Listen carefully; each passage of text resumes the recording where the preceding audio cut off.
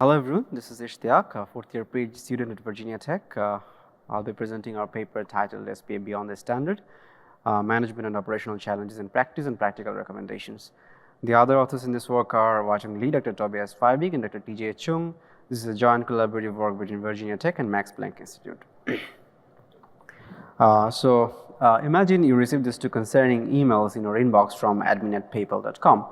Now, how can you be sure that actually PayPal sent these emails to you, right? So this concept is called email sender authentication. Now, unfortunately, in the original SMTP protocol, which is the basis for email communication, there is no sender authentication at all. So anyone can send an email impersonating any address. Before going into further details, let's just see how SMTP works. In the very simplest form of SMTP, sender sends a series of commands starting with hello command, and then there is a mail from command which identifies the sender address, recipient command identifies the destination address, and after the data command, the whole email content is sent. Now the question is, how can the recipient authenticate the sending domain? To answer that, the first protocol or extension that actually came into picture and added to SMTP is called SPF, Sender Policy Framework. So in this case, example.com sends an email to example.net from IP 192.0.2.3. So the question that net server or Net's SMTP server asks is whether this IP is authorized to use example.com as its mail from domain. Now, how SPF works in this case is it works via DNS. So net, the recipient SMTP server, asks the example.com, so sender's DNS authoritative server, for a TXT record of the sending domain, and let's show the SPF record is as shown. So this SPF record designates that any IP that doesn't fall within this range is not allowed to use example.com as its mail from domain. In this case, it is, so SPF will result in a pass. Now there are two things here. One is mechanism and one is qualifier. There are two mechanisms in here, IP4 and all, and there's an optional qualifier as well. Now let's see one example of with another mechanism called include. So this is one mechanism that we'll be concerned with. Now let's imagine the domain name owner doesn't want to manage their SMTP servers on their own and would like to use an email hosting provider like Google Workspace. So in this case, the email hosting provider's IP address should be authorized to send email on behalf of example.com. This is done via include mechanism where the value is a specific subdomain specified by the email hosting provider. Here underscore spf.google.com. Now, email hosting providers may manage multiple infrastructures depending on the region and other factors. They may refer to another inclusions, as we can see here, multiple net blocks. And finally, the email receiver is responsible for checking the SPF record using recursion, potentially requiring many DNS requests. So as you can see here, after resolving all the steps, we finally get a result. Now note that the email should not be delivered to the inbox until this resolution is complete. So what does this imply? Imagine an attacker creating an infinite chain of SPF includes in its domain and send email. So obviously that may result in possible infinite recursion. So there must be a limit on the number of these resolutions, right? So SPF standard dictates that an SPF verifier must not do more than 10 DNS lookups, otherwise they should return an error and halt further processing. So the first research question that we wanted to answer from a measurement point of view is how many domains require more than 10 DNS lookups to resolve their SPF record. So before answering this question, we should just explain our dataset in brief. So our dataset, what we did is we collected SPF and MX records for all the domains under 4 TLDs from November 21 to March 23. Now coming back to our research question 1, how many domains required more than 10 DNS lookups to resolve their SPF record? We found around 3.5 million domains, which is almost 6.5% of our dataset in our latest snapshot, require more than 10 DNS lookups. Over 99% of them, interestingly, have include mechanism. Now, why do so many domains require more than 10 lookups? Is it actually misconfiguration or is it a necessity in today's world of shared infrastructure? So to answer that, let's just see the SPF deployment scenario in practice. So what we did is we plotted in the top graph, we plotted the SPF deployment percentage over our measurement period. And as you can see, SPF is really widely adopted. 63% .com domains have SPF records as of March 2023. Now the bottom graph shows the usage of include mechanism in them, and as you can see, 60% of them have include mechanism, while 99% of them actually are referring to external domains, which suggest that email ecosystem is heavily reliant on third-party providers. And you also should note that Google now started requiring some form of authentication for inbound emails like SPF or DK. Now, coming back to our original research question, which was why do so many domains require more than 10 lookups?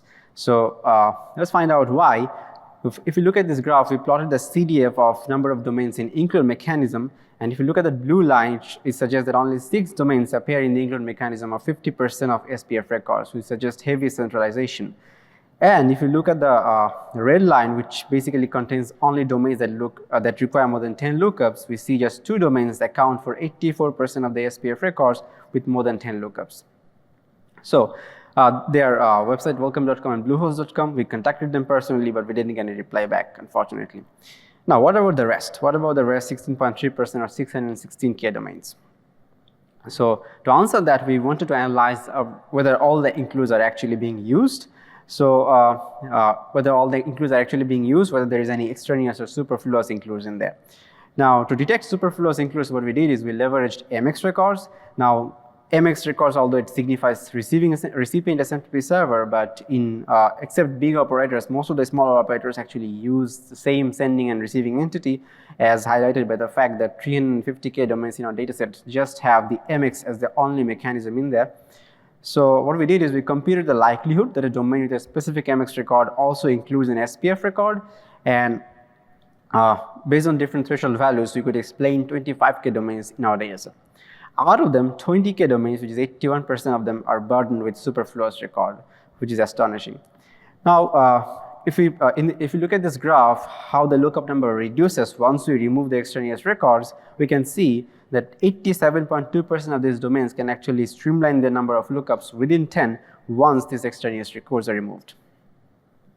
Now, we also wanted to answer why do these superfluous records exist. So for the 20K domains that have superfluous SPF records in our latest snapshot, we found that 18K of them, which is 94%, have changed their MX records during our measurement period. Now, for each historical snapshot, we examined if we can find any MX records that correspond to the superfluous SPF records, as shown in the figure, and as you can see, 84% of them stem from obsolete SPF entries not removed after a mail server migration. Now, all the analysis that we have done so far is from the domain scope point of view. We also want to see how it looks from the client side and recipient SMTP servers. So we wanted to find out whether SMTP servers in the wild maintain this limit. If not, bad actors can use them as a reflector to launch DOS attacks. So to understand the state in the wild, we wanted to conduct an internet-wide scan of SMTP servers to understand whether they are violating the lookup limit.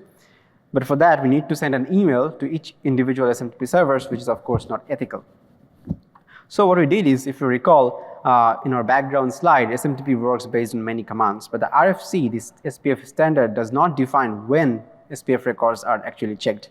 So what we can do is we can connect to the SMTP server, send up to the recipient command, and then quit the connection using quit command. Obviously, because of this, we have a limitation. If SMTP servers check SPF right after the data command or right after receiving the whole email body, we cannot determine their exact behavior. But however, our purpose is to identify and confirm potential vulnerabilities. Now, coming back to results, we were able to connect to 1.2 million servers, SMTP servers. Out of them, 81K made SPF queries, which means that most of them actually opt for validation after the data command. Still, what we found is 195 of the servers actually queried all the included domains in our SPF structure, which means they're potentially vulnerable and they might be misused to launch DOS, denial of service attacks on DNS or SMTP. Now, we also wanted to identify what's the probable cause of this. So we wanted to analyze the popular open source SPF validators to find out whether they comply with this standard or not. So what we did is we determined all the, we basically analyzed all the open source SPF softwares and different versions of them to find out whether they have lookup limit or not. And we found 2 of them, Mail SPF Query and IRDPD, to have no lookup limit at a specific version. One of them was fixed before rescan, but one of them was actually fixed by our disclosure. Now, from our previous interactions with email operators and also in our qualitative study in this paper, we found that many operators do not regularly update their software. So it is quite evident that there are some servers still out there using these vulnerable versions, which might be the cause of why there are some servers still out there looking up all the includes in our SPF structure. Now, while working on that analysis, we found an interesting vulnerability that actually can affect the availability of benign emails. The high-level goal is attackers, by controlling a domain and its DNS authoritative server, can cause some SPF extensions that actually do not handle incoming emails concurrently to reach temporary errors for valid emails within a certain time window, which may lead to email rejections. So this attack, as the name suggests, is basically the attacker's goal is to invoke the SPF resolution timeout on valid emails. So the way it works is attackers need to send few emails simultaneously to the victim mail transfer agent or victim mail server with an SPF extension that does not support parallel processing, and somehow add delays to the DNS response from his authoritative server to make sure SPF resolution timeout gets invoked. Now, while adding delays is simple, due to lookup limit and resolver's own query timeout, it will be still hard to invoke the SPF resolution timeout. So what attackers can do is, attackers can take advantage of the fact that CNAME record expansion is managed by the DNS resolver, which means it doesn't contribute to the total lookup limit of the SPF extension. So attackers can effectively increase the number of queries made to the authoritative server by using CNAME expansion this way, as you can see here, and make sure the total SPF resolution timeout gets invoked, which means any benign email sent within a certain window will get stuck in the queue and incur SPF temp error. So to evaluate, what we did is we evaluated our attack on all the popular SPF softwares we analyzed. We found one of them to be vulnerable to this attack. Given the default policy service timeout of Postfix, which is 100 second, Postfix is basically the most widely used open source email server, by the way. So given the default policy service timeout, we found that just sending 2 emails can create a 20-second time window where all the valid emails will likely be rejected. So to conclude, this is the first measurement study to our knowledge that deep dives into the reasoning behind excessive DNS lookups. We were able to identify vulnerable open source SPF verifiers and SMTP servers in the wild.